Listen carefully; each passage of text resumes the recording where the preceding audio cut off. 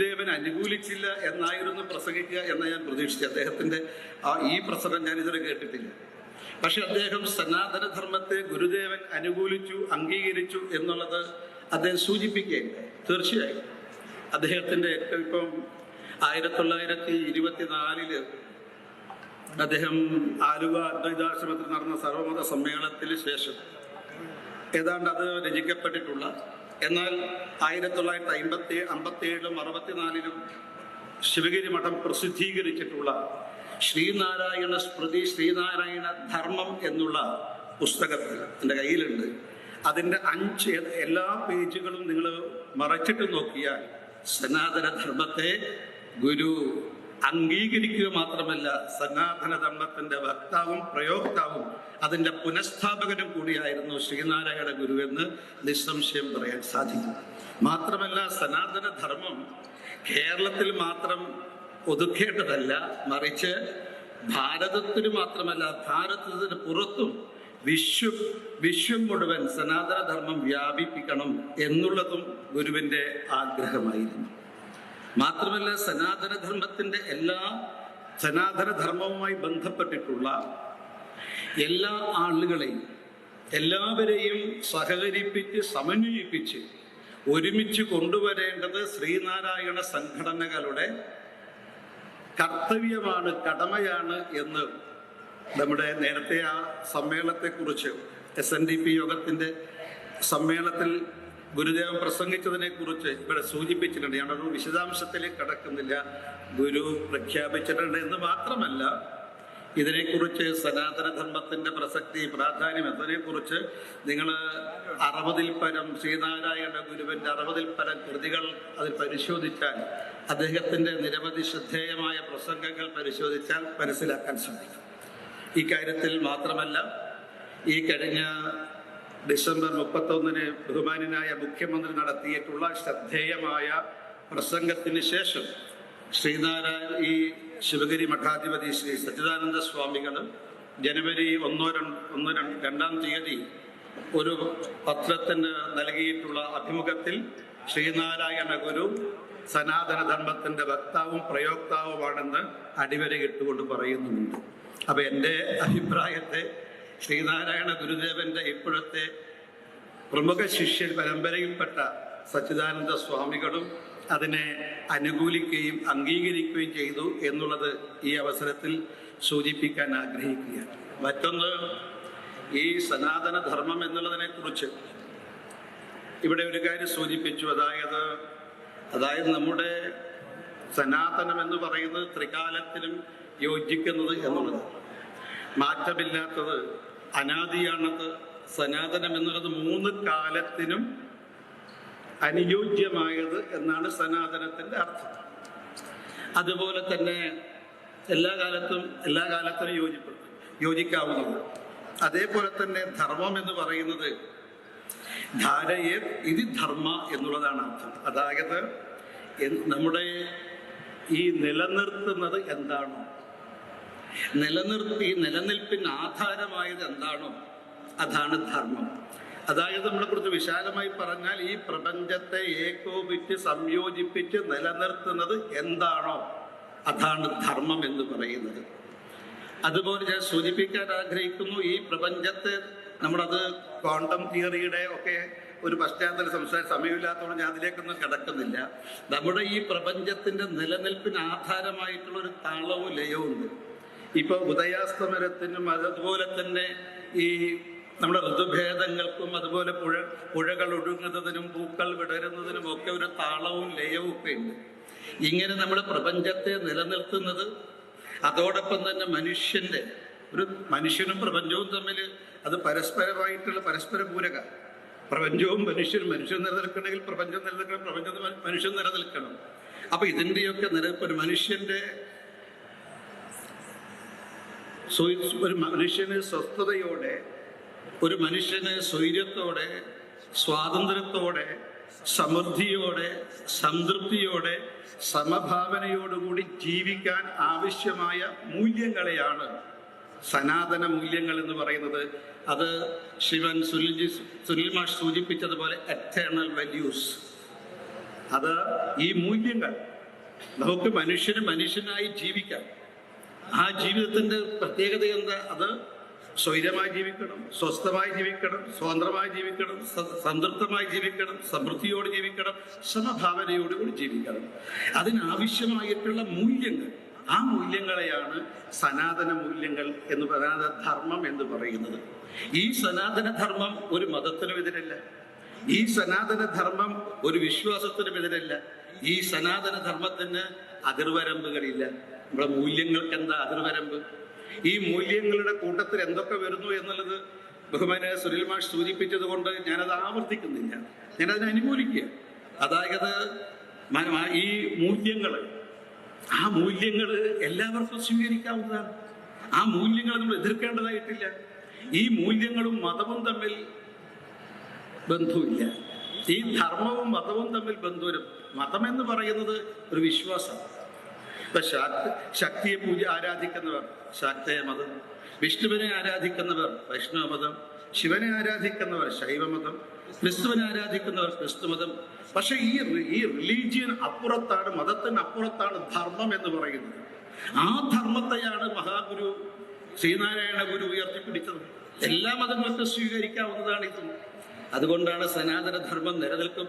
ഈ ഭാരതത്തിൽ നിലനിൽക്കുമ്പോൾ തന്നെ ഈ സനാതന ധർമ്മത്തിന്റെ ആധാരം എന്ന് പറയുന്നത് വേദങ്ങളാണ്. ആ വേദത്തിന്റെ പ്രാമാണികത്വം അംഗീകരിക്കാത്ത ജൈന ബൗദ്ധ മതങ്ങൾ സനാതന ധർമ്മത്തിന്റെ സംഭാവന കൂടിയാണ്. അവർ വേദങ്ങളുടെ പ്രാമാണികത്തെ അവർ അംഗീകരിക്കുന്നില്ല, പക്ഷേ ഈ മൂല്യങ്ങളെ അവർ അംഗീകരിക്കുന്നുണ്ട്. മാത്രമല്ല, ദൈവമില്ലെന്ന് പറയുന്ന ചാർവാകൻ ഋണം കൃത്വ കൃതം വിഭേദ്, അതായത് നിങ്ങൾ കടം വാങ്ങിയിട്ടാണെങ്കിലും നെയ്യും കൂട്ടിയിട്ട് നന്നായിട്ട് ഭുജിക്കണം. ഇന്നത്തെ സുഖം അതാണ് ആത്യന്തിക സുഖം, നാളത്തെ കുറിച്ച് ചിന്തയില്ല. ഈ നിരീശ്വരവാദിയെ ചാർവാകൻ അയാൾക്ക് സന്യാസിയുടെ ഋഷിയുടെ നമ്മൾ പദവി നൽകിക്കൊണ്ട്, പക്ഷേ ചാർവാകനും ഈശ്വരനില്ല എന്ന് വിശ്വസിക്കാം. പക്ഷെ ചാർവാകന് ഈ മൂല്യങ്ങൾ എതിർക്കേണ്ട ആവശ്യമില്ലല്ലോ.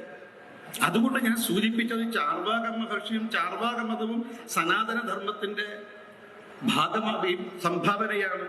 കാരണം എല്ലാറ്റിനെയും ഉൾക്കൊള്ളാൻ സാധിക്കുന്ന വിശ്വത്തോളം വിശാലമായിട്ടുള്ള ദർശനമാണ് സനാതന ധർമ്മം എന്ന് അടിവരയിട്ടുകൊണ്ട് പറയാൻ ആഗ്രഹിക്കുകയാണ്. മാത്രമല്ല, ഇപ്പൊ നമ്മുടെ കമ്മ്യൂണിസ്റ്റ് ചിന്താധാരയിലൂടെ നോക്കുമ്പോൾ മാർക്സ് പറഞ്ഞിട്ടുണ്ട് സ്റ്റേറ്റ് വിതറവ്യ, അതായത് ഭരണകൂടമില്ലാത്തൊരവസ്ഥ, സ്റ്റേറ്റ് വിതറവ്യ. ഇതിനെക്കുറിച്ച് മഹാഭാരതത്തില് കാർൽ മാർക്സ് പറഞ്ഞിട്ട് എത്ര വർഷങ്ങളായി എന്ന് നമുക്ക് കണക്കൂട്ടാൻ സാധിക്കും. ഈ സനാതന ധർമ്മം നിലവിൽ വരുന്നത് 1000 ആണ്ട് വർഷങ്ങൾക്കപ്പുറത്താണ്. ഈ സനാതന അതിന്റെ ധർമ്മത്തെ കണ്ടെത്തുന്നത് നേരത്തെ സൂചിപ്പിച്ചതുപോലെ കൊടും തപസ്സിലൂടെ നമ്മുടെ ഋഷീശ്വരന്മാരാണ്. അവർ പുതുതായിട്ട് അവരുടേതായിട്ട് കണ്ടുപിടുത്തൽ, അദ്ദേഹം സുനിൽ മാഷ് സൂചിപ്പിച്ചിട്ടുണ്ട്. അവർ കൊടും തപസ്സിലൂടെ അവരുടെ ബുദ്ധിശക്തി ഉപയോഗിച്ച് ഈ പ്രപഞ്ചത്തിന്റെ നിലനിൽപ്പിന് ആധാരമായിട്ടുള്ള ഈ വാല്യൂസിനെ അവർ കണ്ടെത്തി. അതവരുടെ തലമുറകളിലേക്ക് കൈമാറി. ആദ്യം അവര് പറഞ്ഞു കൊടുത്തു, ശിഷ്യന്മാർ കേട്ടു. അതുകൊണ്ടാണ് ഇതിന് ശ്രുതി എന്ന് പേര് വന്നത്, ശ്രുതി. പിന്നീട് അത് ഗ്രന്ഥരൂപത്തിലേക്ക് ആകുമ്പോഴാണ് അത് വേദങ്ങളായിട്ട് മാറുന്നത്. ഞാനിവിടെ സൂചിപ്പിക്കാൻ ആഗ്രഹിക്കുന്നത് ഈ നമ്മുടെ ഈ സനാതന ധർമ്മം എന്നുള്ളത് അതിനെ എതിർക്കേണ്ടതായിട്ടുള്ള ആവശ്യങ്ങൾ ഒന്നും തന്നെ ഇല്ല. മറിച്ച് ഈ മൂല്യങ്ങള് നമുക്ക്, ഞാൻ സൂചിപ്പിച്ചല്ലോ, മതവും ഈ ധർമ്മവും തമ്മിൽ യാതൊരു ബന്ധവുമില്ല. നമ്മുടെ ഈ ധർമ്മത്തിന് പകരം വെക്കാവുന്ന ആംഗലേയ പദമല്ല റിലീജിയൻ എന്ന് പറയുന്നത് ഞാൻ സൂചിപ്പിക്കാൻ ആഗ്രഹിക്കുക. മറിച്ച് നിങ്ങൾക്ക് ഈ മതവും ഈ റിലീജിയനും തമ്മിൽ നമ്മൾ ഒരിക്കലും ബന്ധപ്പെടുത്തേണ്ട ആവശ്യമില്ല. മതത്തിനപ്പുറത്താണ് ഈ ധർമ്മം. മതവും റിലീജിയൻ എന്നുള്ളത് പക്ഷെ ഒരുപോലെ ഉണ്ടായിരിക്കും. പക്ഷെ റിലീജിയനും ധർമ്മവും തമ്മിൽ ബന്ധവുമില്ല. ധർമ്മത്തിന് പകരം വെക്കാവുന്ന ആംഗലേയ പദമല്ല റിലീജിയൻ എന്ന് പറയാൻ ഞാൻ ആഗ്രഹിക്കുകയാണ്. പക്ഷെ നമുക്ക് ഒരു മതരഹിതനാവാൻ സാധിക്കും. നിങ്ങൾ ഇരിക്കുന്ന നമുക്ക് ആർക്കും, ഇവിടെ ഇരിക്കുന്നവർക്കും അവിടെ ഇരിക്കുന്നവർക്കും മതവിശ്വാസമില്ലാത്തവരാണ്, മതരഹിതനാവാം. പക്ഷെ നിങ്ങൾക്കാർക്കും നമുക്കാർക്കും ധർമ്മരഹിതനാവാൻ സാധ്യമല്ല, മൂല്യങ്ങളില്ലാത്തവരാകാൻ സാധ്യമല്ല. നിങ്ങൾ മൂല്യങ്ങളില്ലാത്തവരാണെങ്കിൽ, നമ്മൾ മൂല്യങ്ങളില്ലാത്തവരാണെങ്കിൽ നമുക്ക് മാനവനാവാൻ സാധ്യമല്ല, നമ്മൾ ദാനവരായി മാറും. ദാനവർ എന്ന് പറഞ്ഞാൽ അസുരന്മാർ. അങ്ങനെ മൂല്യങ്ങൾ നഷ്ടപ്പെട്ടുള്ള ഒരു സമൂഹം പതുക്കെ പതുക്കെ നമ്മളുടെ ഇടയിൽ വളർന്നു വരുന്നുണ്ട് എന്നുള്ളത് കൊണ്ടാണ് ഇന്നലെ തിരുവനന്തപുരത്ത് നടന്ന കൂട്ടക്കൊലയും നമ്മുടെ നാട്ടിൽ നടക്കുന്ന ഈ ആശാസ്യമല്ലാത്ത എല്ലാ പ്രവർത്തനങ്ങളും നടക്കുന്നത്. അതുകൊണ്ട് മതരഹിതനാകാം, പക്ഷേ മൂല്യരഹിതനാവാൻ കഴിയില്ല. പിന്നെ സനാതന ധർമ്മത്തെക്കുറിച്ചുള്ള പ്രബലമായിട്ടുള്ള എതിർപ്പ് എന്താ? ഇപ്പൊ ശ്രീനാരായണ ഗുരുദേവൻ സനാതന ധർമ്മത്തിന് വിരുദ്ധമായിട്ട് ഒന്നും പറഞ്ഞിട്ടില്ല. ഇപ്പൊ പല മതസാരവും ഏകം എന്നുള്ളത് ശ്രീനാരായണ ഗുരുദേവൻ പറഞ്ഞിട്ടുണ്ട്. ഞാൻ പറഞ്ഞു വന്നത്, ഈ സനാതന ധർമ്മത്തിന്റെ ആധാരം എന്ന് പറയുന്നത് വേദങ്ങളാണ്. ഈ വേദാന്തത്തിലുള്ള സനാതന തത്വങ്ങളെ ഏറ്റവും താഴേക്കിടയിൽ സമൂഹത്തിൽ എത്തിക്കാനാണ് ഗുരുദേവന്റെ 40 വർഷത്തെ കർമ്മകാണ്ഡങ്ങളെ അദ്ദേഹം ശ്രമിച്ചത്. അദ്ദേഹം നോക്കൂ, പലമതസാരവും ഏകം എന്നുള്ളത് അതും വേദം തന്നെയാണ്. ഏകം സത് വിപ്ര ബഹുധാ വദന്തി എന്നുള്ള വേദമന്ത്രം, അതിന്റെ ഏറ്റവും പച്ച മലയാളത്തിലുള്ള സാധാരണക്കാർക്ക് മനസ്സിലാവുന്ന ഡെഫിനിഷനാണ് പലമതസാരവും ഏകം എന്നുള്ളത്. ഏകം സത് വിപ്ര ബഹുധാ വദന്തി എന്ന് പറയുന്നത് സത്യം ഒന്നേയുള്ളൂ. അതിന് പണ്ഡിതന്മാർ പലതായി വ്യാഖ്യാനിച്ചു എന്ന് മാത്രം. നിങ്ങൾക്ക് എവിടെ പോയി പ്രാർത്ഥിച്ചാലും ഒരു വിഷയമില്ല. അമ്പലത്തിലായാലും പള്ളിയിലായാലും ചർച്ചിലായാലും ആകാശ പതിതം തോയം യഥാ ഗച്ഛതി സാഗരം സർവദേവ നമസ്കാരം കേശവം പ്രതി ഗച്ഛതി. ആകാശത്തുനിന്ന് വീഴുന്ന വെള്ളം തോടിലൂടെ, അരുവികളിലൂടെ, പുഴകളിലൂടെ എങ്ങനെയാണോ സാഗരങ്ങളിലേക്ക് എത്തുന്നത്, അതുപോലെ പള്ളിയിൽ നിന്നും അമ്പലത്തിൽ നിന്നും ചർച്ചിൽ നിന്നും നിങ്ങൾ എവിടെ നിന്ന് പ്രാർത്ഥിച്ചാലും ഒരേ ഈശ്വരനെയിലേക്കാണ് എത്തുന്നത് എന്നുള്ള ആ ഏകത്വമായിട്ടുള്ള ദർശനം, അതാണ് സനാതന ധർമ്മം എന്ന് പറയുന്നത്. അതാണ് വളരെ ലളിതമായിട്ട് ഗുരുദേവൻ അവതരിപ്പിക്കാൻ ശ്രമിച്ചതും അവതരിപ്പിച്ചതും. ഇതിനെ സംബന്ധിച്ച് വലിയൊരു ആരോപണം വരുന്ന എന്താ? ഈ സനാതന ധർമ്മത്തിന് ഒരു മതിൽക്കെട്ടുമില്ല. കാരണം എന്താ? മതിൽക്കെട്ടുകളില്ലാത്ത വിശ്വമാനവികതയാണ് സനാതന ധർമ്മത്തിന്റെ ആധാരം എന്ന് പറയുന്നത്.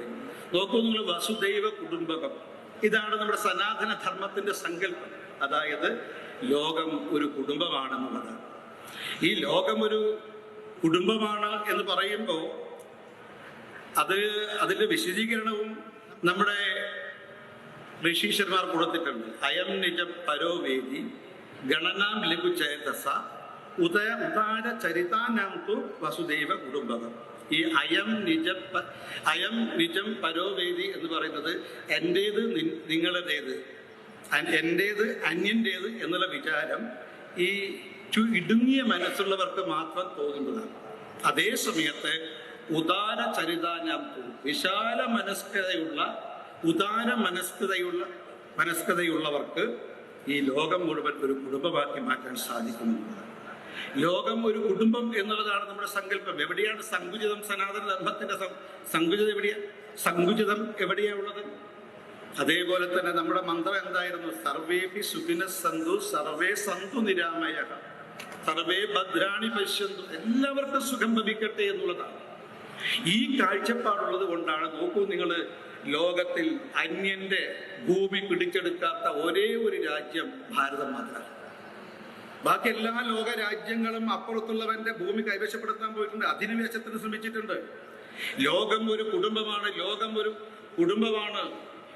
ഈ ലോകത്തിലെ മുഴുവൻ സർവചരാചരങ്ങളും ഒരു കുടുംബത്തിന്റെ ഭാഗമാണെന്നുള്ള സർവധർമ്മ ഭാവനയുടെ ആധാരത്തിലുള്ള ഈ വിശ്വത്തോളം വിശാലമായ സങ്കല്പം ഈ ഭാരതത്തിലുള്ളത് കൊണ്ടാണ് നമ്മൾ ഒരാളുടെ ഭൂമിയും പിടിച്ചെടുക്കാൻ പോയില്ല.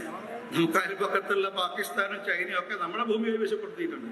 പക്ഷെ നമ്മളാരും ഒരു ഭൂമി കൈവശപ്പെടുത്താതിരുന്നത് ഈ വിശ്വത്തോളം വിശാലമായിട്ടുള്ള കാഴ്ചപ്പാട് ഉള്ളത് കൊണ്ടാണ്. അതുകൊണ്ട് ഒരു കാര്യം സൂചിപ്പിക്കാനുള്ളത്, മറ്റൊന്ന്, ഇതിന്റെ വേറൊരു പ്രത്യേകത എന്താ? സനാതന ധർമ്മത്തിന്റെ മറ്റൊരു പ്രത്യേകത സർവധർമ്മ സമഭാവനയാണ്. അവിടെയാണ് ഞാൻ പറഞ്ഞത്, ഒരു മതത്തിനും എതിരല്ല, ഒരു വിശ്വാസത്തിനും എതിരല്ല, ഒരു ആചാരത്തിനും അനുഷ്ഠാനത്തിനും നമ്മുടെ ഈ സനാതനധർമ്മം എതിരല്ല. സർവധർമ്മ സമഭാവനയാണ്. എല്ലാറ്റിനെയും ഒരേപോലെ കാണുന്ന സങ്കല്പമാണ് ഈ സനാതന ധർമ്മത്തിലുണ്ടായിരുന്നത്. അതുകൊണ്ട് 1976 42ാം ഭരണഘടനാ ഭേദഗതിയിലൂടെയാണ് നമ്മുടെ ഭരണഘടനയിൽ മതേതരത്വം എഴുതി ചേർത്തത്. അതിന്റെ അർത്ഥം എന്താ? 1976 42ാം ഭരണഘടനാ ഭേദഗതിയിലൂടെയാണ് മതേതരത്വം എന്ന പദം ഇന്ത്യൻ ഭരണഘടനയുടെ ഭാഗമായത്. അതിനർത്ഥം എന്താ? 76 മുമ്പ് ഇന്ത്യയിൽ, ഭാരതത്തിൽ മതേതരത്വം ഉണ്ടായിരുന്നില്ല എന്നുള്ളതാണ്. മഹാനായ അംബേദ്കറെ പോലെയുള്ള ഭരണഘടനാ ശില്പികൾ എന്തുകൊണ്ടാണ് ഈ മതേതരത്വം ഭരണഘടനയുടെ ഭാഗമാക്കി മാറ്റാതിരുന്നത്? അന്ന് പ്രയാസമൊന്നും ഉണ്ടായിരുന്നില്ലല്ലോ. പക്ഷേ ഈ രാജ്യത്ത് ജീവിച്ചിരിക്കുന്ന ജനങ്ങളുടെ സഹജമായ സ്വഭാവത്തിന്റെ ഭാഗമാണ്, ഈ സനാതന ധർമ്മത്തിന്റെ ഭാഗമായിട്ട് ഓരോ വ്യക്തിയിലും ഓരോ പൗരന്റെ സഹജമായ സ്വഭാവമാണ് ഈ മതേതരത്വം എന്ന് പറയുന്നത്. അതുകൊണ്ടാണ് അത് അന്ന് എഴുതി ചേർക്കാതിരുന്നത്. അല്ലെങ്കിൽ അംബേദ്കറോട് ഈ മതേതരത്വം എന്ന പദപ്രയോഗം മറന്നുപോയി എന്ന് ആർക്കെങ്കിലും പറയാൻ സാധിക്കും? അംബേദ്കറും അത് അങ്ങനെ പറഞ്ഞിട്ടില്ല. അപ്പോൾ ഈ സർവധർമ്മ സമഭാവന ഈ സനാതന ധർമ്മത്തിന്റെ പ്രത്യേകതയാണ്. അതേപോലെ തന്നെ ഞാൻ ചോദിക്കൂ, ഇന്ന് ലോകം നേരിടുന്ന എല്ലാ വിഷയങ്ങളോടും ഈ സനാതന ധർമ്മത്തിന്റെ പ്രത്യേകത എന്താ? ഇപ്പൊ ഇന്ന് ലോകം മുഴുവൻ ചർച്ച ചെയ്യപ്പെടുന്ന പ്രധാനപ്പെട്ട വിഷയമാണ് നമ്മുടെ പരിസ്ഥിതി, കാലാവസ്ഥ. ഇതൊക്കെ ഇന്ന് ചർച്ച ചെയ്യപ്പെടുന്നത് വലിയ ചർച്ചാ വിഷയം. പക്ഷെ നമ്മുടെ ഭാരതത്തിന്റെ സങ്കല്പം എന്തായിരുന്നു? നമ്മുടെ ഭൂമിയും മനുഷ്യരും തമ്മിലുള്ള ബന്ധത്തെക്കുറിച്ച് നമ്മുടെ സനാതന ധർമ്മം നമ്മുടെ ഈ വേദങ്ങളിലും മറ്റും സൂചിപ്പിക്കുന്നുണ്ട്. മനുഷ്യനും ഭൂമിയും തമ്മിലുള്ള ബന്ധം മാതൃപുത്ര ബന്ധമാണ്. അതായത് ഭൂമിയെ മാതാവായി കാണുന്നു, അതാണ് ഭൂമാതാവ് എന്ന സങ്കല്പം. പ്രകൃതിയെ മാതാവായി കാണുന്ന സങ്കല്പം. ഇപ്പൊ നദികളെ സംരക്ഷിക്കണം എന്ന് പറയുന്നു, അതാണ് ഗംഗാ മാതാവ്. അല്പം ചില വ്യത്യാസമേ ഉള്ളൂ. ഞാൻ ഇനി അടുത്ത് പറയുമ്പോൾ അവിടെ ഒരുപക്ഷെ നമ്മുടെ ശ്യാംകുമാർ ജി അദ്ദേഹത്തിന്റെ പ്രസംഗത്തെ സൂചിപ്പിക്കും, ഗോമാതാവും കൂടി ഉണ്ട്. പക്ഷേ എനിക്ക് മനസ്സിലായിട്ടില്ല, ഈ ഗോമാതാവ് എന്ന് പറയുമ്പോൾ അതിനോട് മാത്രം എന്താ ഇത്ര വിരോധം എനിക്ക് മനസ്സിലായിട്ടില്ല. ആടിനോട് വിരോധമില്ല, കോഴിയോടും വിരോധമില്ല, കാളയോടും വിരോധമില്ല, ഇതിനോടൊന്നും പന്നിയോടൊന്നും വിരോധമില്ല. എന്നാൽ പിന്നെ പശുവിന്റെ പാലിനോട് വിരോധമില്ല, നെയ്യോട് വിരോധമില്ല, വെണ്ണയോട് വിരോധമില്ല, മോരിനോട് വിരോധമില്ല, ഒന്നിനോട് വിരോധമില്ല. എന്നാലും ഗോമാതാവെന്ന് കേട്ടാൽ എതിർക്കല്ല. മാത്രമല്ല, നമ്മുടെ ശിവഗിരിയിൽ നമ്മുടെ മുഖ്യമന്ത്രി തന്നെ പറഞ്ഞു, ഈ ലോകാസമസ്ത സുഖനോ ഭവന്തു എന്നുള്ള, എനിക്ക് തോന്നുന്നു സുനിൽ മാഷക്കൊക്കെ അതിനെക്കുറിച്ച് നല്ല തറവാണ്. കാരണം ഇതിനെക്കുറിച്ച് ആധികാരികമായി പഠനം നടത്തിയിട്ടുള്ള, ഞാൻ മനസ്സിലാക്കിയിടത്തോളം നമ്മുടെ സുനിൽ മാഷിന്റെ ആധികാരികമായി പഠനം നടത്തിയൊരു പണ്ഡിതൻ. അതുകൊണ്ട് ഈ ലോകാസമസ്ത സുഖനോ ഭവന്തു എന്നുള്ളതിന്റെ തൊട്ട് മുമ്പിലത്തെ വരിയും മുഖ്യമന്ത്രി പറഞ്ഞു. എന്താ? ഗോബ്രാഹ്മണേഭ്യ സുഖമസ്തു നിത്യം ലോകാസമസ്ത സുഖനോ ഭവന്തു. പക്ഷെ അതിനു മുമ്പിൽ 2 വരിയുണ്ട്. എന്താ? അതിനു മുമ്പിൽ 2 വരിയുണ്ട്. സ്വസ്തി പ്രജാഭ്യ പരിപാലയന്ത ന്യായേന മാർഗേണ മഹിം മഹീഷ ഗോബ്രാഹ്മണേഭ്യ സുഖമസ്തു നിത്യം ലോകാസമസ്ത സുഖനോ ഭവന്തു. ഇതിന്റെ അർത്ഥം മൊത്തത്തെ ഞാൻ വിശദീകരിക്കുന്നില്ല, എല്ലാവർക്കും സുഖം പ്രാപിക്കട്ടെ എന്നാണ്.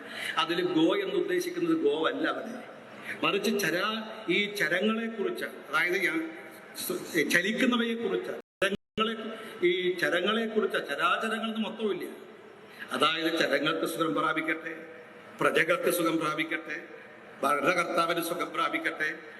അതുവഴി ബ്രാഹ്മണൻ എന്ന് പറയുന്നത് സത്യത്തിൽ ഒരു കാര്യം പറയാൻ നേരത്തെ അടുത്തതിന്റെ അതുകൂടി പറഞ്ഞ് അവസാനിപ്പിക്കാം. വർണ്ണം എന്ന് പറയുന്നത്, ബ്രാഹ്മണൻ എന്ന് പറയുന്നത് അതൊരു കൂണൂലിട്ട ശങ്കര നമ്പൂതിരിയാണ്, കൃഷ്ണ നമ്പൂതിരിയാണെന്ന് ദയവായി തെറ്റിദ്ധരിക്കരുത്. ബ്രാഹ്മണൻ എന്ന് പറയുന്നത് ബ്രാഹ്മണ്യം നേടിയ ആളാണ്. അത് ബൗദ്ധികമായിട്ട്, ബുദ്ധിപരമായിട്ട്, അറിവിന്റെ ഏറ്റവും ഔന്നത്യത്തിൽ നിൽക്കുന്നവരെയാണ് ബ്രാഹ്മണൻ എന്ന് പറയുന്നത്. ആ ബ്രാഹ്മണനും, അതായത് പണ്ഡിതനും പാമരനും കുചേലനും കുബേരനും സർവ്വചരാചരങ്ങൾക്കും സുഖം പ്രാപിക്കട്ടെ എന്നുള്ളതാണ് അർത്ഥം. അതിനെ നമ്മൾ വ്യാഖ്യാനിക്കുമ്പോൾ വെറൈറ്റീവ് ഈ രീതിയിലാണ് കൊടുക്കുന്നത് എന്നാണ് ഞാൻ പറഞ്ഞു വന്നത്. അതുകൊണ്ട് ഞാൻ സൂചിപ്പിക്കുന്നത് പ്രകൃതി, നമ്മുടെ പ്രകൃതിയെ പോലും മാതാവായി കൊണ്ടുകൊണ്ട് സംരക്ഷിക്കണം എന്നുള്ളതാണ് നമ്മുടെ സനാതന ധർമ്മത്തിന്റെ അടിസ്ഥാനപരമായ ആധാരം. മാത്രമല്ല പ്രിയമുള്ളവരെ, ഈ സനാതന ധർമ്മം എന്ന് പറയുന്ന ഒരു പ്രാമാണിക ഗ്രന്ഥത്തിലുള്ള പ്രമാണം മാത്രമല്ല, ഈ സനാതന ധർമ്മം എന്ന് പറയുന്നത് ഭാരതത്തിലെ ഋഷീശ്വരന്മാർ അനുശാസിക്കും നിർദ്ദേശിക്കുന്നതും ആയിരത്താണ്ട് കാലത്തെ ജനത അത് കേവലം ഒരു പാരായണ ഗ്രന്ഥമായിട്ട് മാറ്റുകയല്ല, ഈ മൂല്യങ്ങൾ സ്വജീവിതത്തിൽ പകർത്തുകയാണ് ചെയ്തത്. ഈ നേരത്തെ സൂചിപ്പിച്ചല്ലോ, സത്യമായാലും കരുണയായാലും ശുചിത്വമായാലും അതുപോലെ തന്നെ തപസ്സായാലും, അതായത് സത്യത്തെക്കുറിച്ച്, കാരുണ്യത്തെക്കുറിച്ച്, ശുചിത്വം എന്ന് പറയുന്നത് വ്യക്തിചാരിത്യം, സദാചാരബോധം, ഒരു മനുഷ്യന് ഒരു യഥാർത്ഥ മനുഷ്യനുണ്ടാകേണ്ട സദ്ഗുണങ്ങളെ കുറിച്ചാണ് സദാചാരം എന്ന് പറയുന്നത്. ഈ എല്ലാ ഗുണങ്ങളും സ്വന്തമായി സ്വായത്തമാക്കാനുള്ള കഴിവ് നേടുക എന്നുള്ളതാണ് തപസ് കൊണ്ട് ഉദ്ദേശിക്കുന്നത്. ഇത്തരത്തിലുള്ള ഗുണങ്ങൾ, ഈ മൂല്യങ്ങൾ വ്യക്തിയുടെ ജീവിതത്തിൽ നിന്ന് ആരംഭിക്കുന്ന വ്യക്തി ജീവിതത്തിലൂടെ, കുടുംബ ജീവിതത്തിലൂടെ, സമൂഹ ജീവിതത്തിലൂടെ രാഷ്ട്ര ജീവിതത്തിലേക്ക് എത്തിക്കണമെന്നുള്ളതാണ്. അതുവഴിയാണ് ഈ നേരത്തെ പറഞ്ഞിട്ടുള്ള എല്ലാവിധ നേട്ടങ്ങളും ഉണ്ടാകാൻ പോകുന്നത്. ഈ സ്വജീവിതത്തിലും കുടുംബ ജീവിതത്തിലും സാമൂഹിക ജീവിതത്തിലും രാഷ്ട്രീയ ജീവിതത്തിലും പകർത്തുക എന്നുള്ളതാണ്. നിങ്ങൾ നോക്കൂ, ഭാരതത്തിന്റെ ഈ സനാതന ധർമ്മത്തെ കുറിച്ച് പഠിക്കാൻ നിങ്ങൾക്ക് സർവകലാശാലയിലെ ഗ്രന്ഥത്താളുകളിലൂടെ മറിച്ചു നോക്കേണ്ടതില്ല. മറിച്ച് ഭാരതത്തിൽ ഒരുപക്ഷെ റോമൻ, ഗ്രീക്ക്, സംസ്കൃതിയെ കുറിച്ച് പഠിക്കാൻ അവിടുത്തെ സർവകലാശാലകളിലെ ഗ്രന്ഥത്താളുകളിലോ അല്ലെങ്കിൽ ഏതെങ്കിലും ഗ്രന്ഥകാരൻ എഴുതിയിട്ടുള്ള മറ്റു പുസ്തകങ്ങളിലോ നോക്കേണ്ടി വരും. പക്ഷെ ഭാരതത്തിൽ ഈ സനാതന ധർമ്മം അല്ലെങ്കിൽ മൂല്യങ്ങളെ കുറിച്ച് നിങ്ങൾക്ക് പഠിക്കണമെങ്കിൽ നമ്മുടെ കുടുംബ ജീവിതത്തിലേക്ക് യോഗ്യാൽ മതി. കുടുംബം എന്നുള്ള സങ്കല്പം ഭാരതീയ സങ്കല്പം. മാതാപിതാ ഗുരു ദൈവം എന്നുള്ള സങ്കല്പം. ദൈവം എന്നുള്ളതിന് വിശ്വാസമുള്ളവരും വിശ്വാസമില്ലാത്തവരും ഇവിടെ ഉണ്ടാവും. ഞാൻ അതിലേക്ക് കടക്കുന്നില്ല. മറിച്ച് മാതാവിന് പ്രാധാന്യം കൊടുക്കുന്നു, പിതാവിന് പ്രാധാന്യം കൊടുക്കുന്നു, അതേപോലെ ഗുരുവിന് പ്രാധാന്യം കൊടുക്കുന്നു. മാതാ പിതാ ഗുരു ദൈവം. നമ്മുടെ മൂല്യങ്ങൾ നിലനിൽക്കുന്നത് വ്യക്തി ജീവിതത്തിലും കുടുംബ ജീവിതത്തിലുമാണ്. ആ കുടുംബ ജീവിതത്തിലുള്ള മൂല്യം സ്വാഭാവികമായും സമൂഹത്തിലും രാഷ്ട്ര ജീവിതത്തിലും സ്വാഭാവികത്തിലും പകരുന്നുണ്ടാകും. പക്ഷെ നമ്മുടെ കുടുംബ ജീവിതത്തിലുള്ള മൂല്യങ്ങൾക്ക് ചില അപജയങ്ങളും ജീർണതകളും സംഭവിക്കുന്നത് കൊണ്ട് നമുക്ക് പലതും നമുക്ക് കണ്ടും കാണുന്നുണ്ട്, കേൾക്കുന്നുണ്ട്. ഞാൻ അക്കാര്യത്തിലേക്ക് കടക്കുന്നില്ല. അവിടെയൊക്കെ ഞാൻ സൂചിപ്പിക്കുന്നത് നമ്മുടെ മൂല്യങ്ങളുടെ തകർച്ച കൊണ്ടാണ് ഇതൊക്കെ സംഭവിക്കുന്നത്. അപ്പൊ ഞാൻ സൂചിപ്പിക്കുന്നത് സ്വയം ജീവിതത്തിൽ പകർത്തുക എന്നതായിരുന്നു സനാതന ധർമ്മത്തിലൂടെ നമ്മുടെ ഋഷീശ്വരന്മാര് ഉദ്ദേശിച്ചത്. അത് ആ തരത്തിൽ ഈ സനാതന മൂല്യങ്ങള് സ്വന്തം ജീവിതത്തിൽ പകർത്തിക്കൊണ്ട് സംസ്കൃത ചിത്തരായിട്ടുള്ള ആളുകൾ ആയിരക്കണക്കിന് വർഷങ്ങൾക്ക് മുമ്പ് തന്നെ നമ്മുടെ ഈ സിന്ധു നദീ തീരത്തും അതുപോലെ ഭാരതത്തിലും ഉണ്ടായിരുന്നു എന്നുള്ളത് ഇപ്പോൾ ശാസ്ത്രം അംഗീകരിച്ച് കഴിഞ്ഞിട്ടുണ്ട്. അതിലാർക്കും തർക്കമില്ല. അതുകൊണ്ട് ഇപ്പോഴും ഞാൻ സൂചിപ്പിക്കുന്നത് ഈ സനാതന ധർമ്മത്തെ ഉന്മൂലനം ചെയ്യുകയല്ല വേണ്ടത്. ഈ സനാതന ധർമ്മത്തിന്റെ ജീർണതയും അപജയവും പരിഹരിച്ചുകൊണ്ട് കൂടുതൽ ജാജ്വല്യമായിട്ട് ശാശ്വതമായിട്ട് മുന്നോട്ട് കൊണ്ടുപോകണം. സനാതന ധർമ്മം എന്ന് പറയുന്നത് വേദാന്തങ്ങളുടെ ചിരന്തരമായ മൂല്യങ്ങളാണ്. ആ മൂല്യങ്ങൾ ആ മൂല്യങ്ങളെ നമ്മൾ മുറുകെ പിടിക്കാൻ തയ്യാറാകണം എന്നുള്ളതാണ്. ഈ നമ്മുടെ ശ്യാംകുമാർ ജി സൂചിപ്പിച്ചു, അതിനെ ഉന്മൂലനം ചെയ്യണമെന്നാണ്. എനിക്കതിനോട് ശക്തമായ വിയോജിപ്പുണ്ട്.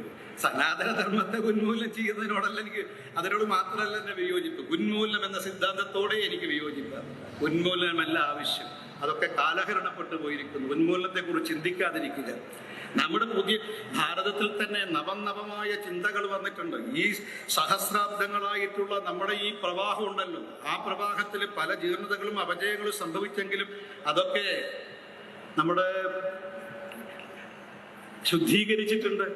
അതുകൊണ്ടാണ് നമ്മൾ പറഞ്ഞത്, ഈ പ്രപഞ്ചത്തിന്റെ ആയാലും പ്രകൃതിയുടേതായാലും താളവും ലയവും അത് താളം തെറ്റുമ്പോൾ ഈ പ്രപഞ്ചത്തെയും നമ്മളെല്ലാം നിലനിർത്തുന്നത് ഞാൻ നേരത്തെ സൂചിപ്പിച്ച ഒരു താളമുണ്ട്, ലയമുണ്ട്. അതിനാണ് ധർമ്മം മൂല്യങ്ങൾ എന്ന് പറയുന്നത്, ധർമ്മം എന്ന് പറയുന്നത്. ഈ താളം തെറ്റുന്നതിനെ നമ്മളെന്ന് പറയുന്നു അധർമ്മം എന്ന് പറയുന്നത്. ഈ താളം തെറ്റുന്നതിനെ അധർമ്മം എന്നാണ് പറയുന്നത്. അപ്പൊ ആ അധർമ്മം സംഭവിക്കുന്ന സമയത്ത് പ്രകൃതി തന്നെ അതിന്റെ പ്രതിരോധം സൃഷ്ടിക്കാറുണ്ട്. അതുകൊണ്ടാണ് ഭഗവത്ഗീതയിൽ പറയുന്നത്, പരിത്രാണായ സാധൂനാം വിനാശായ ദുഷ്കൃതം ധർമ്മ സംസ്ഥാപനാർത്ഥായ സംഭവാമി യുഗേ യുഗേ. ധർമ്മത്തിന് ഗ്ലാനി സംഭവിക്കുന്നു. അവിടെ അവതാരങ്ങൾ ഉണ്ടാകുമെന്നുള്ള അവതാരങ്ങൾ എന്നുള്ളത് നിങ്ങൾ ദൈവത്തിന്റെ ആ രീതിയിൽ കാണേണ്ടതില്ല. അവിടെ നമ്മുടെ രാജ്യത്ത് അവതരിച്ചത് നമ്മുടെ സന്യാസി ശ്രേഷ്ഠന്മാരും നവോത്ഥാന നായകന്മാരുമാണ്.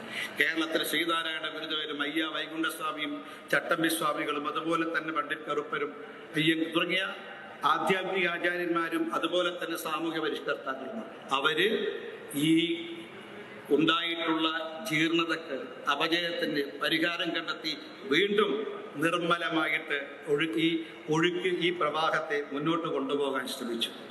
അതിലൊരു കാര്യം സൂചിപ്പിക്കാനുള്ളത് പ്രധാനമായിട്ടും ഇവിടെ വന്നിട്ടുള്ളത് അതുകൂടി പറഞ്ഞാൽ നിർത്താം, ചാതുർവർണ്ണ്യം. അതാണ് ബാക്കിയെല്ലാം സുനിൽ മാഷ് അംഗീകരിച്ചതാണ്. ആകെ വിയോജിപ്പ് വന്നത് ഇത് ചാതുർവർണ്ണ്യമാണ്, വർണ്ണാശ്രമമാണ് എന്നുള്ളത്. പക്ഷെ ആ വർണ്ണാശ്രമത്തെ കുറിച്ച് ഞങ്ങളുടെ അഭിപ്രായം, വർണ്ണാശ്രമം നല്ലതാണ്. പക്ഷെ വർണ്ണാശ്രമം ജാതിയും തമ്മിൽ ആ ഒരു ബന്ധവുമില്ല. ഈ വർണ്ണാശ്രമം എന്നുള്ളത് ലോകത്തിൽ ഇന്ന് നിലനിൽക്കുന്ന മനുഷ്യനെ ഏറ്റവും ശാസ്ത്രീയമായ മനുഷ്യനെ ഈ ശ്രേണിയായി തിരിക്കുന്ന സംവിധാനമാണ് വർണ്ണാശ്രമം. കമ്മ്യൂണിസം മനുഷ്യനെ വേർതിരിക്കുന്നത് ഉള്ളവനും ഇല്ലാത്തവനും തമ്മിൽ രണ്ട് വിഭാഗമായിട്ട് വേർതിരിക്കുന്നു. സ്വാഭാവികമായിട്ടും ആ അർത്ഥത്തിൽ ശരിയായിരിക്കാം. പക്ഷേ ഈ വർണ്ണാശ്രമം എന്നുള്ള നിലയ്ക്ക്, ചാതുർവർണ്ണ്യം എന്നുള്ള നിലയിൽ ഈ മനുഷ്യന്റെ ശ്രേണീകരണം ഉണ്ടായിട്ടുണ്ട്. 4 ശ്രേണി. ഇത് ശാസ്ത്രീയമായ ശ്രേണിയാണ്. ഈ ശാസ്ത്രീയമായ ശ്രേണി തിരിക്കൽ ബദലായിട്ട് ലോകത്ത് ഏത് സംവിധാനമുണ്ട് എന്ന് അറിഞ്ഞാൽ കൊള്ളാം. ഇതെന്താ? 1 ബ്രാഹ്മണൻ, 2 ക്ഷത്രിയൻ, 3 വൈശ്യൻ, 4 ശൂദ്രൻ. ഇത് എന്തിന്റെ അടിസ്ഥാനത്തിലാ? ജന്മത്തിന്റെ അടിസ്ഥാനത്തിലല്ല. ചാതുർവർണ്ണ്യമയ സൃഷ്ടം ഗുണകർമ്മ വിഭാഗം. നിങ്ങൾ ഗുണത്തിന്റെയും കർമ്മത്തിന്റെയും അടിസ്ഥാനത്തിലാണ്. ബ്രാഹ്മണൻ എന്ന് പറയുന്നത്, അതിൽ ഞാൻ ആ ശ്ലോകത്തിലേക്ക് സമയക്കുറവ് കൊണ്ട് ആ ശ്ലോകത്തിലേക്കൊന്നും പോകുന്നില്ല. നമ്മൾ ജനിക്കുന്നത് മുഴുവൻ ശൂദ്രനായിട്ടാണ്. പക്ഷെ ശൂദ്രനായി ജനിച്ചു കഴിഞ്ഞാൽ ഗുണത്തിന്റെയും കർമ്മത്തിന്റെയും അടിസ്ഥാനത്തിൽ നിങ്ങൾക്ക് വൈശ്യനാവാം, ക്ഷത്രിയനാവാം, ബ്രാഹ്മണനാവാം. ബ്രാഹ്മണൻ എന്ന് പറയുന്നത് ഞാൻ നേരെ സൂചിപ്പിച്ചല്ലോ, അറിവിന്റെ ബുദ്ധിയുടെ കേന്ദ്രമായിട്ട് സമൂഹത്തെ ബുദ്ധിപരമായിട്ടും അറിവിന്റെ അടിസ്ഥാനത്തിൽ ബുദ്ധിപരമായിട്ട് നേതൃത്വം നൽകുന്ന ആളാണ് ബ്രാഹ്മണൻ. അല്ലാണ്ട് ശങ്കര നമ്പൂതിരി പൂണൂലിട്ട ആളാണ് ഈ ബ്രാഹ്മണൻ എന്ന് നിങ്ങൾ ധരിക്കരുത് ദയവ് ചെയ്ത്. നിങ്ങൾ നോക്കൂ, ഇന്ത്യയിൽ എവിടെയെങ്കിലും ബ്രാഹ്മണൻ എന്ന ജാതി ഉണ്ടോ? നമ്പൂതിരി ഉണ്ട്. ബ്രാഹ്മണൻ എന്ന വിഭാഗം ഉണ്ടോ? നമ്പൂതിരി ഉണ്ട്, ദ്വിജനുണ്ട്, മറ്റെന്താ ഒരുപാട് ആളുകളുണ്ട്. പക്ഷേ ബ്രാഹ്മണൻ എന്നുള്ള ജാതിയില്ല. അതുപോലെ തന്നെ സമൂഹ സംരക്ഷണമാണ് ക്ഷത്രിയൻ. സമൂഹത്തിന്റെ സംരക്ഷണം, അത് ഭരണതലത്തിലായാലും സൈനിക തലത്തിലായാലും അവരാണ് ക്ഷത്രിയന്മാരെന്ന് പറയുന്നത്. മാത്രമല്ല, ഈ സമൂഹത്തിന് വേണ്ടത് ഉൽപ്പാദിപ്പിക്കുന്ന, അത് കൃഷിയായാലും വ്യാപാരമായാലും വാണിജ്യമായാലും ഇതൊക്കെ ചെയ്യുന്ന ആളുകളാണ് വൈശ്യൻ എന്ന് പറയുന്നത്. ഈ 3 വിഭാഗത്തിനും വേണ്ടി സേവനം ചെയ്യുന്ന ആളാണ് ശൂദ്രൻ. ഇത് നമ്മുടെ ഗുണത്തിന്റെയും കർമ്മത്തിന്റെയും അടിസ്ഥാനത്തിലാണ്. ഞാൻ ചോദിക്കട്ടെ, ഇന്ന് ആരോഗ്യ രംഗത്ത് പ്രവർത്തിക്കുന്ന ഡോക്ടർ ഒരു ശ്രേണിയാണ്. അതുപോലെ തന്നെ കോടതിയിൽ കേസ് വാദിക്കുന്ന അഭിഭാഷകര്, സ്കൂളിൽ വിദ്യാർത്ഥികളെ പഠിപ്പിക്കുന്ന അധ്യാപകര്, ശ്രേണികളുണ്ടല്ലോ. ഈ അടിസ്ഥാനത്തിൽ ഈ ഗുണത്തിന്റെയും കർമ്മത്തിന്റെയും അടിസ്ഥാനത്തിലാണ് നമ്മൾ ഈ വർണ്ണം നിശ്ചയിച്ചിട്ടുള്ളത്, അല്ലാതെ ജന്മത്തിന്റെ അടിസ്ഥാനത്തിലല്ല. അതുകൊണ്ട് ഒരു കാര്യം സൂചിപ്പിക്കുന്നത്, ഞാൻ ചോദിക്കാം, അതിന് എത്ര ഉദാഹരണങ്ങളുണ്ട്? ഞാനീ പറഞ്ഞത് ശരിയാണ് എന്ന് ശ്രീ ശ്യാംകുമാർജിയുടെ മഹാഭാരതം ഒക്കെ ഉദ്ധരിച്ചിട്ടുണ്ട്. അങ്ങനെയാണെങ്കിൽ അത് നന്നായി എന്ന് എനിക്ക് തോന്നുന്നത്. അങ്ങനെയാണ് ഞാൻ ചോദിക്കട്ടെ, ഈ വേദം 4 പകർത്തിട്ടുള്ള വ്യാസൻ മുക്കുവസ്ത്രീയുടെ മകനാണ്. വ്യാസൻ ജന്മം കൊണ്ട് ആരായിരിക്കും? OBC-യാണ്. പക്ഷെ കർമ്മം കൊണ്ട് അദ്ദേഹം ജഗദ്ഗുരുവായിട്ട് മാറി. നമ്മുടെ വിശ്വാമിത്ര മഹർഷി, വാൽമീകി മഹർഷി രത്നാകരനാണ്, കാട്ടാളൻ ഗുണം കൊണ്ടും കർമ്മം കൊണ്ടും മഹർഷിയായിട്ട് മാറി. അതുപോലെ വിതുരർ എന്ന് പറയുന്ന ശൂദ്രനാണ്, ജന്മം കൊണ്ട് ശൂദ്രനാണ്. പക്ഷേ അദ്ദേഹത്തിന്റെ പാണ്ഡിത്യം കൊണ്ട് അദ്ദേഹം ബ്രാഹ്മണനായിട്ട് മാറി.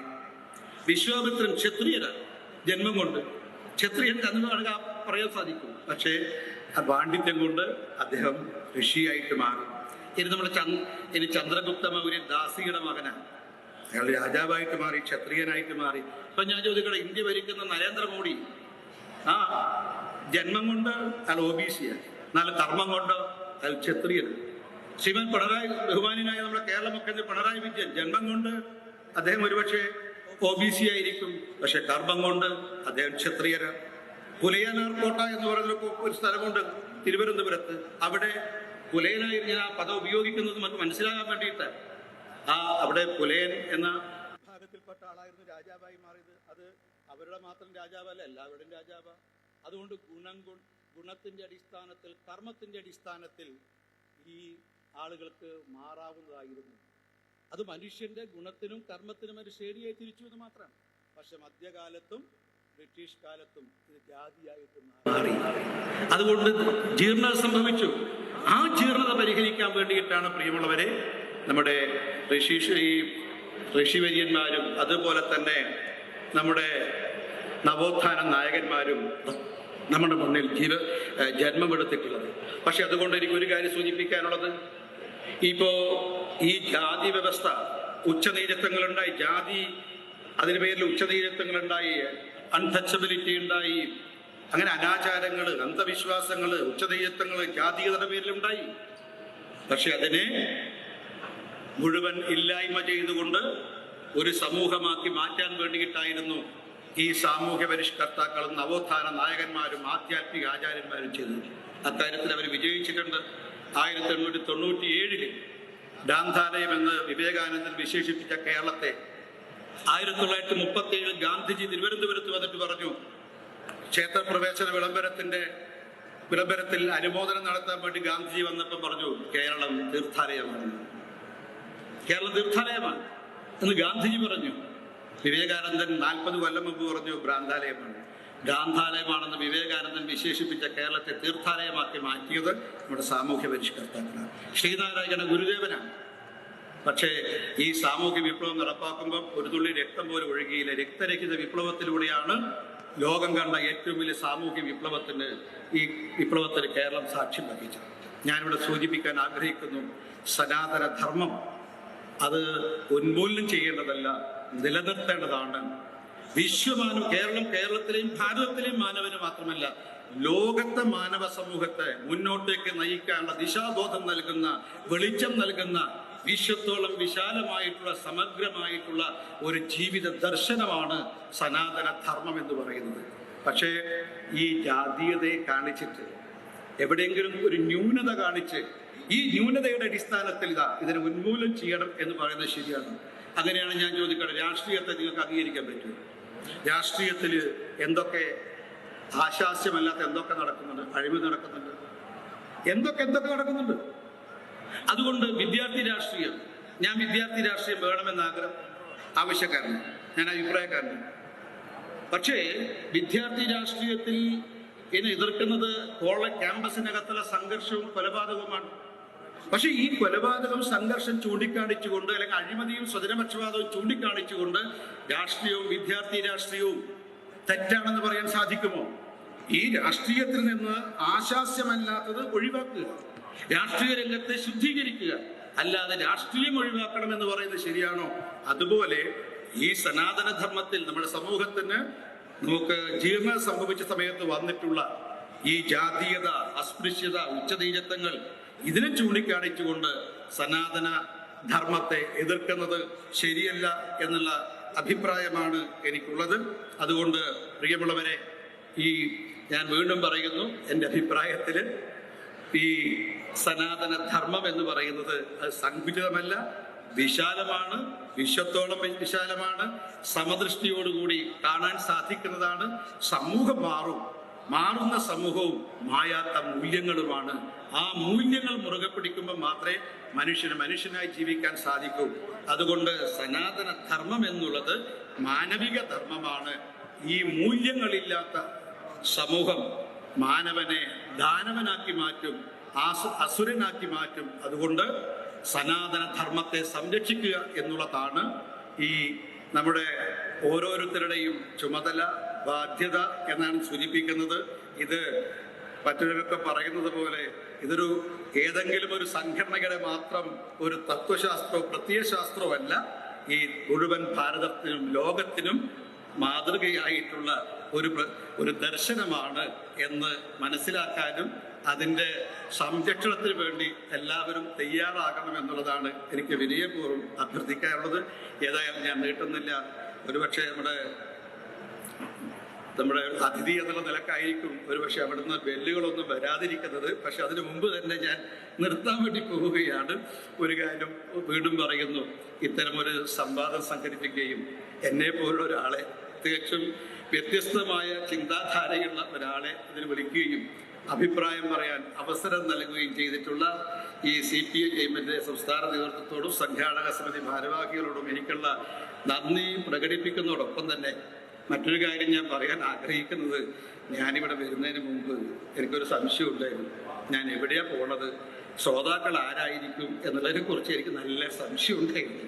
പക്ഷെ ഏതായാലും എനിക്ക് സുസ്മേരവദനരായിട്ടുള്ള ഒരു ശ്രോതാക്കളെയാണ് ഞാൻ കാണുന്നത്. അത് അംഗീകരിച്ചാലും എതിർത്താലും ശരി, നമ്മുടെ ഈ സഹിഷ്ണുത എന്നൊക്കെ പറയുന്നുണ്ടല്ലോ മലയാള ഭാഷയിൽ, ഒരു സഹിഷ്ണുതയുള്ള ഒരു നിറഞ്ഞ സദസ്സാണ് എൻ്റെ മുന്നിലുള്ളത് എന്നുള്ളത് കൊണ്ടും നിങ്ങളുടെ ഈ സഹിഷ്ണുതയ്ക്ക് മുന്നിൽ ഞാൻ സാഷ്ടാംഗം പ്രണമിച്ചുകൊണ്ട് നിങ്ങൾക്കും എൻ്റെ അകൈതവമായ നന്ദി പ്രകാശിപ്പിച്ചുകൊണ്ട് എൻ്റെ വാക്കുകൾക്ക് ഇവിടെ വിരാമമിടുന്നു. നിങ്ങൾക്ക് നമസ്കാരം.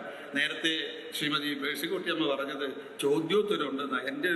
ഞാൻ ഉദ്ഘാടനം ചെയ്യുന്ന ഒരു പരിപാടി ഈ കോർപ്പറേഷൻ ഓഫീസിന്റെ മുന്നിൽ നടക്കുന്നുണ്ട്. അതുകൊണ്ട് ഏതായാലും ഇപ്പൊ എനിക്ക് ചോദ്യത്തിന് ഉത്തരം പറയാൻ സമയമില്ല. അതുകൊണ്ട് നിങ്ങളെയൊക്കെ അനുവാദത്തോടു കൂടി പോകണം എന്ന് ആഗ്രഹിക്കുന്നത്. ഞാൻ 6 മണിക്കാണ് പരിപാടി വെച്ചത്. പക്ഷെ നമ്മുടെ പരിപാടി കുറച്ച് വൈകിയത് കൊണ്ടാണ്. അതുകൊണ്ട് നിങ്ങളോട് ക്ഷമാപണം ചോദിച്ചുകൊണ്ട് ഞാൻ എൻ്റെ വാക്കുകൾക്ക് വിരാമമിടുന്നു. നിങ്ങൾക്ക് നമസ്കാരം.